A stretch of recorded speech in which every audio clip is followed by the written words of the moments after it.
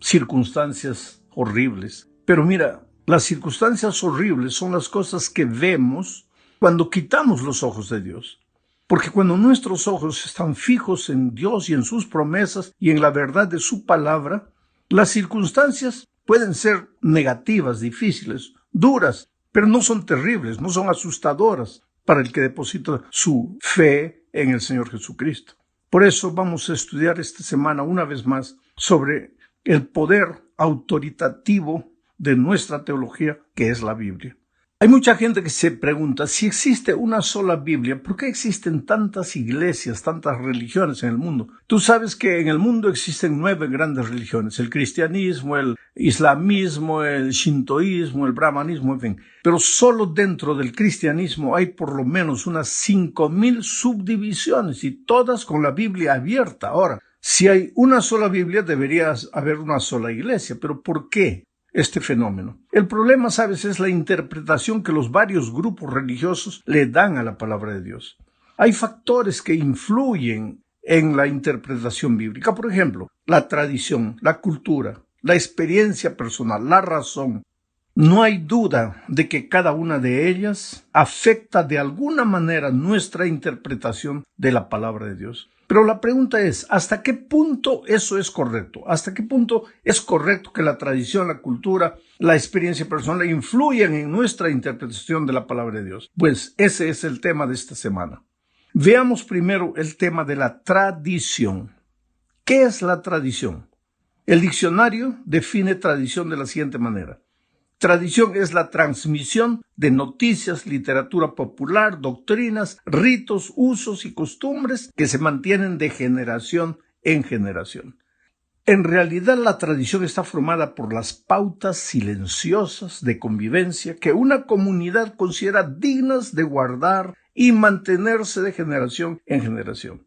De este modo, esas pautas silenciosas se constituyen en parte integral de los usos y las costumbres de esa comunidad, para que sean aprendidas por las nuevas generaciones como un legado cultural. O sea, tradición, en unas palabras simples, es todo lo que nuestros padres, abuelos, bisabuelos hicieron y que nosotros continuamos haciendo porque ese legado fue pasado del bisabuelo al abuelo, al papá y llegó hasta nosotros. Ahora, la tradición, mira, mi amigo querido, la tradición en sí no es mala. Nos puede ayudar a mantenernos conectados a nuestras raíces y es bueno que lo estemos, porque cuando tú te olvidas de tus raíces, de cierta manera pierdes tu identidad. Lo que te da seguranza para avanzar al futuro es saber de dónde vienes, quiénes son tus padres, tus abuelos, tus bisabuelos, cómo vivían ellos, cuál era la cultura de ellos. Y es justamente por causa de eso que la tradición pues juega un papel importante en la vida religiosa de una comunidad y de los miembros de esa comunidad. Sin embargo, la tradición involucra también algunos peligros. Veamos, por ejemplo, el problema de una tradición buena que los judíos tenían, que con el tiempo se volvió un peligro para la vida espiritual de ellos mismos. Marcos 7, 3 y 4 dice: porque los fariseos y todos los judíos, aferrándose a la tradición de los ancianos, si muchas veces no se lavan las manos, no comen. Y volviendo a la plaza, si no se lavan, no comen. Y otras muchas cosas hay que tomaron para guardar, como los lavamientos de los vasos de beber y de los jarros y de los utensilios de metal y de los lechos. Ahora yo te pregunto a ti, mi amigo, ¿estaba errada esta tradición de los judíos? Completamente no, claro que no. Hoy, en tiempos del coronavirus, ¿tú crees que los judíos estaban equivocados? Claro que no. Ellos no comían si no se lavaban las manos. Ahora, el problema fue que con el tiempo esa buena costumbre de lavarse las manos antes de comer, esa buena costumbre que había pasado de una generación a otra, se empezó a volver una especie de regla de fe y de valor espiritual. El judío, en aquellos tiempos, podía estar mal espiritualmente, viviendo en pecado escondido. Pero si se lavaba las manos en público antes de comer, ya se sentía un buen cumplidor de la tradición y, por tanto, con derecho al reino de los cielos. Por eso, en cierta ocasión, cuando los discípulos no se lavaron las manos antes de comer, los judíos le preguntaron a Jesús, ¿por qué tus discípulos no se lavan las manos? Y entonces Jesús respondió lo que está en Marcos 7, 6 y 7. Respondiendo él les dijo, hipócritas, bien profetizó de vosotros Isaías, como está escrito, este pueblo de labios me honra, mas su corazón está lejos de mí, pues en vano me honran, enseñando como doctrinas mandamientos de hombres. ¿Tú te das cuenta? Esa buena costumbre de lavarse las manos antes de comer, para los judíos se había vuelto una especie de requisito de salvación.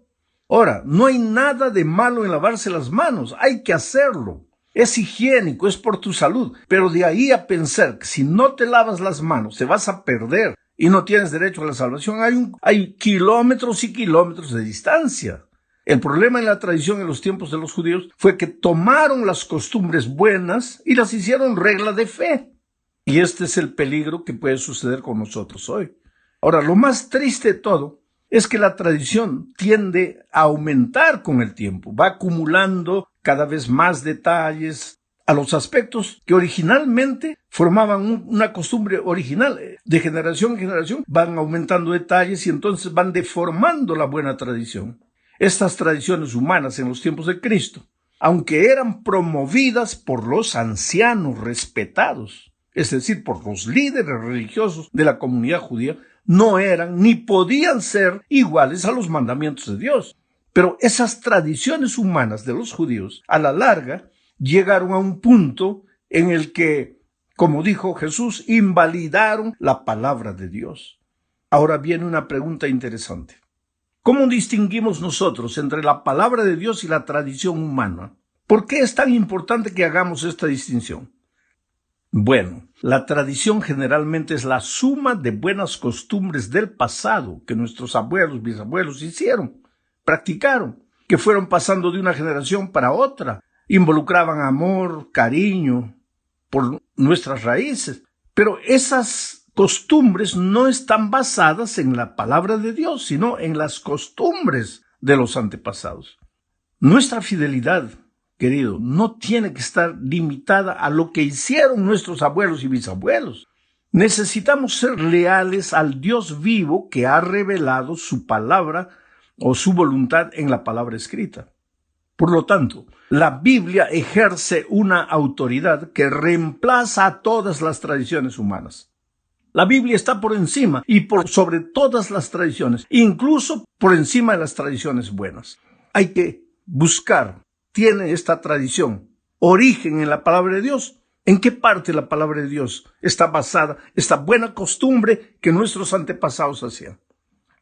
Te voy a hacer un ejemplo. Un día yo llegué a una iglesia, había un púlpito gigantesco, ¿sabe? Para mí gigantesco, ¿no? Un púlpito donde desde ese púlpito un hombre de 1,90 m, 2 metros podría predicar tranquilamente, porque el púlpito a él le daría un poquito arriba del ombligo.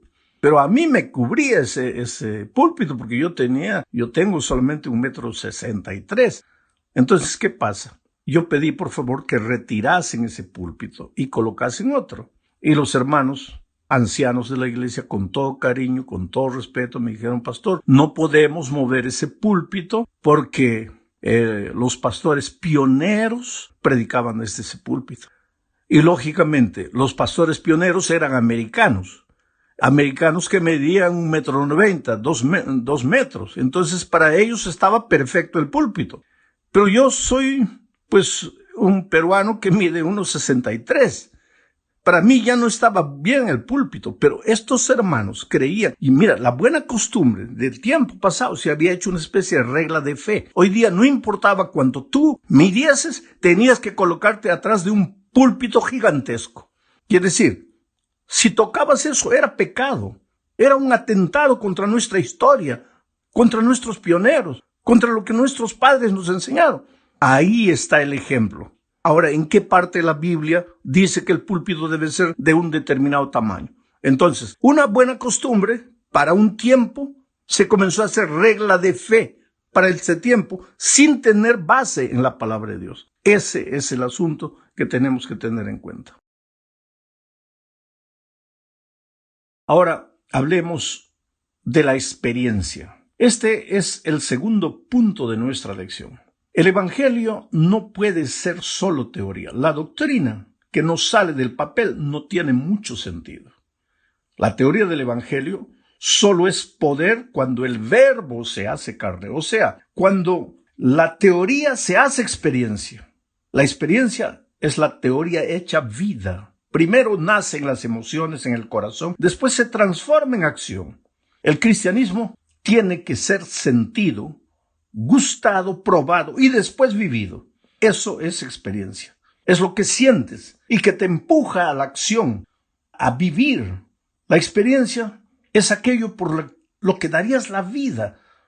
Sin embargo, la experiencia no puede ser la esencia ni el fundamento de nuestra fe. No puedes quedarte esperando que Dios te hable personalmente a tu propia experiencia cuando Dios ya te habló a través de su palabra. No puedes basar tu conducta cristiana en lo que sientes, sino en lo que la palabra de Dios dice. El sentimiento no está por encima de la palabra de Dios. Observa lo que dice Pablo en 2 Corintios, capítulo 11, versículo 3. Pero temo que como la serpiente con su astucia engañó a Eva, nuestros sentidos sean de alguna manera extraviados de la sincera fidelidad a Dios.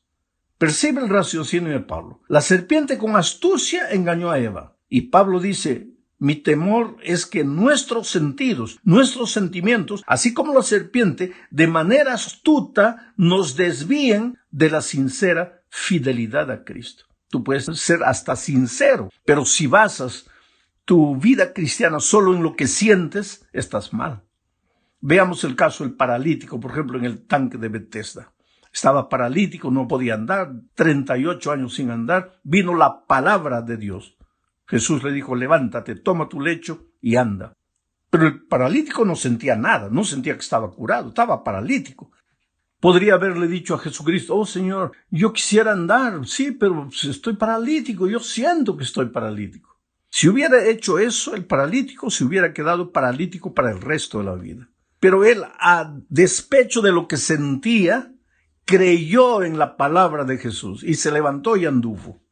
Entonces, querido, el sentimiento es bueno. El sentimiento le da sabor a la vida cristiana. Pero cuidado con normar tu vida cristiana solo por el sentimiento. Por eso Dios te dejó su palabra. En el tercer punto de este estudio veremos el papel de la cultura en la interpretación bíblica. Es innegable el poder y la fuerza de la cultura en nuestro comportamiento. El drama que vivimos hoy es el hecho de que vivimos 6 días de la semana sumergidos en la cultura que nos rodea y algunas pocas horas el sábado en la iglesia, donde recibimos las enseñanzas bíblicas. Y esas enseñanzas bíblicas no siempre apoyan lo que la cultura enseña. Entran hasta en contradicción. Y ahí tú te quedas entre la cultura y la palabra de Dios. ¿A quién sigues? ¿A la cultura o a la Biblia? El resultado de todo esto es lo que estamos llamando hoy de secularismo. El cristianismo secular intenta infiltrar en las iglesias las enseñanzas de la cultura en detrimento de las enseñanzas.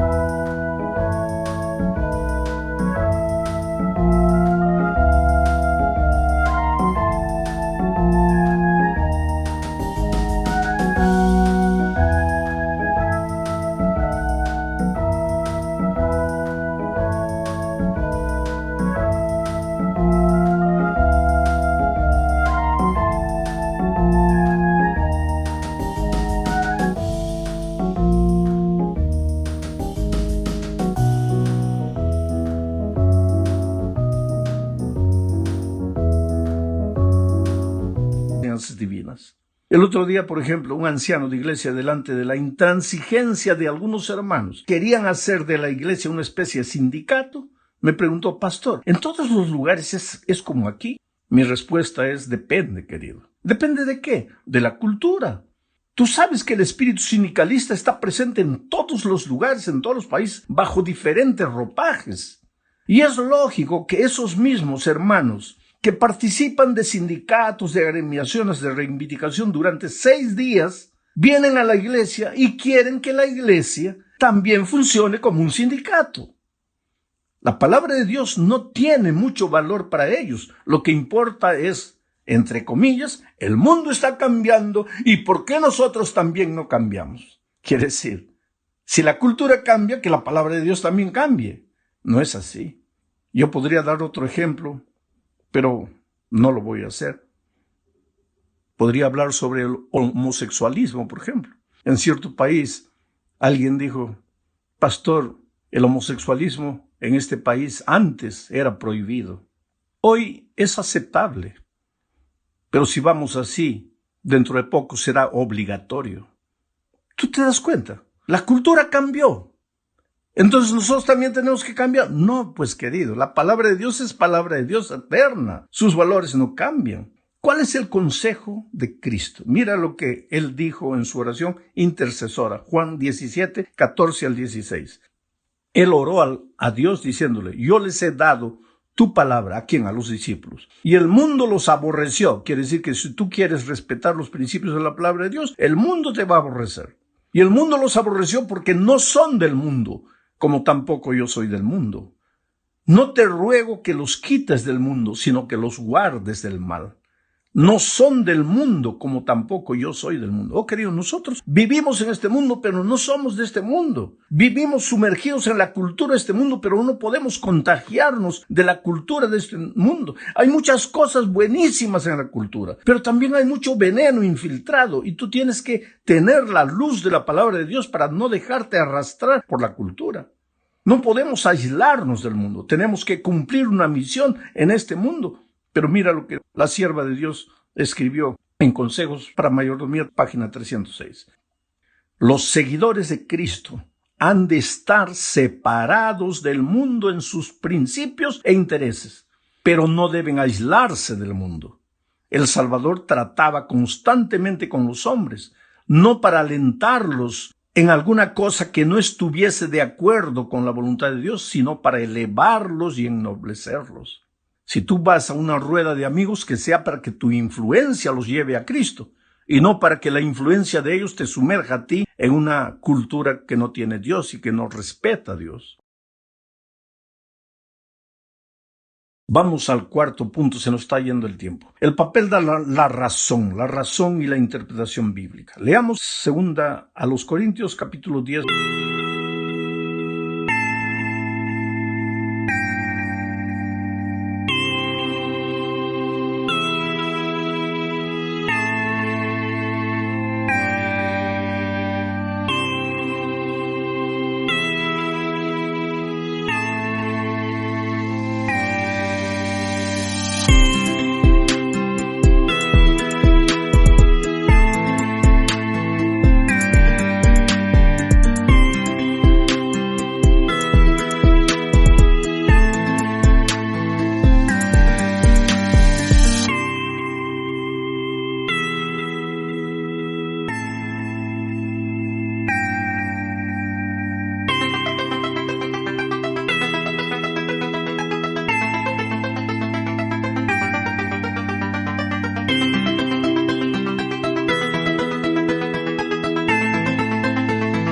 Versículo 5. Derribando argumentos y toda altivez que se levanta contra el conocimiento de Dios y llevando cautivo todo pensamiento a la obediencia a Cristo.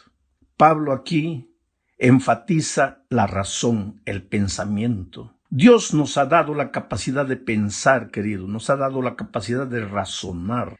Cada actividad humana, cada argumento teológico supone nuestra capacidad de pensar y sacar conclusiones. Nosotros no respaldamos como iglesia una fe irracional. Sin embargo, a partir de la Revolución Francesa, la humanidad cambió. La razón humana asumió un papel nuevo y dominante en la humanidad. En la Francia del siglo XVIII, un grupo extremista propuso abolir el culto a Dios y sustituirlo por el culto a la razón. Se llegó a celebrar un culto a la razón en la Catedral de Notre Dame, en París, en la cual una hermosa actriz desempeñó el papel de la diosa razón. La historia nos cuenta también que Francia desató una guerra terrible con el fin de destruir al pueblo de Dios y a su palabra.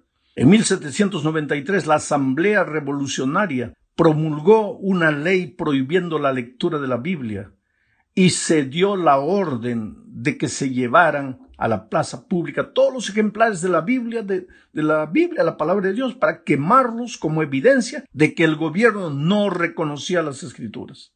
Y eso está registrado en el Diario Oficial de noviembre de 1793, siglo XVII. Creo que anteriormente dijo 18, fue un error mío. Allí, en ese diario, se publicó lo siguiente, lo voy a leer a la palabra. La Sociedad Popular de la sección del museo da a conocer que los ciudadanos de esta sección, está hablando de París, han dado buena cuenta de todos los libros de la superstición y la mentira. El Antiguo y el Nuevo Testamento han expiado en una gran hoguera las insensateces que indujeron a cometer a la especie humana. Mira el atrevimiento. La razón contra la palabra de Dios. Observa que por un lado, como vimos en el punto anterior, hay gente que basa su experiencia espiritual en el sentimiento. Pero ahora vamos a ver que en el siglo XVII comenzó otra historia. Ahora, basar la fe en la razón. Es decir, basar lo que crees en la razón. Gente que basa su experiencia espiritual únicamente en la razón.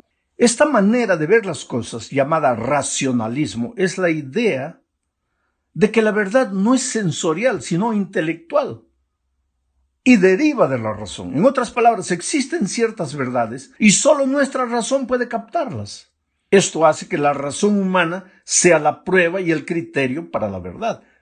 La razón se convirtió en la nueva autoridad ante la cual todo lo demás debe inclinarse, incluyendo la autoridad de la Iglesia y, lo que es más grave, la autoridad de la palabra de Dios. En el siglo pasado hubo un teólogo llamado Rudolf Bultmann. Él falleció en 1976. Él fue autor de la famosa teoría denominada la desmitologización de la Biblia. ¿Qué quiere decir eso? Él decía, si vamos a evangelizar en esta cultura del raciocinio a las personas, tenemos que sacar de la Biblia todo lo que va contra la razón, todo lo que parece mito, todo lo que parece historia para niños, los milagros, que Moisés abrió el mar rojo, que Jesús anduvo por encima del agua. No, hay que sacar eso, porque con eso, ¿cómo vamos a evangelizar a gente que es culta, que es intelectual, que raciocina? Y mira que este era un teólogo. Ahora, queridos, si nosotros le sacamos a la Biblia todo lo que no entra en la razón, pues no te va a quedar nada. Porque la Biblia no es un libro solo para raciocinar. Es un libro para creer, para tener fe, para ejercitar la fe. No la fe en los hombres, no la fe en conceptos humanos, sino la fe en un Dios todopoderoso que nunca falla. Llegamos al fin de este estudio hablando de la autoridad de la Biblia. La Biblia es un libro absoluto porque es la palabra de un Dios absoluto. Ahora, esto ya viene contra la cultura relativista en la que vivimos, porque hoy día dice, no, la verdad es relativa, cada uno tiene su verdad. Pero la palabra de Dios dice, no, Dios es absoluto, su palabra es absoluta y cada uno no tiene su verdad, solo existe una verdad. Jesucristo dijo, yo soy el camino, la verdad y la vida. Entonces nuestra fe tiene que estar documentada únicamente en la palabra de Dios. Podemos sacar buenas cosas de la razón, de la experiencia, buenas cosas de la tradición, pero nada sustituye a lo que la palabra de Dios